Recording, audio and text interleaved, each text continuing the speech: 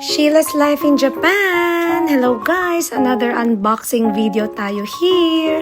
So, ang una nga nating i-unbox this time is yung airtight container set. Yan. Actually, gift to sa amin ng katrabaho ni Mao. Thank you po! Arigato!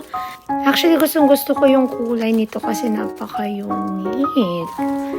Yan. So, 5 pieces pala siya ng container. Pwedeng lalagyan ng bento ni Habi at sa akin. Yung gundo-gundo nyo guys. Babasagin siya actually. Next naman guys is yung aming rice cooker. Yan. Black naman yung kinuha ni Habi kasi wala nang available na puti.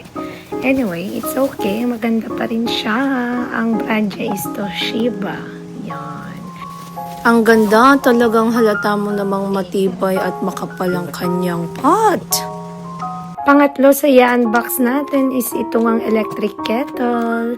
And guess nyo yung kulay. Siyempre, pang aesthetic. Color white. Yan. Actually, ang cute niya, guys. Wala siyang masyadong design. Aesthetic pa rin siya.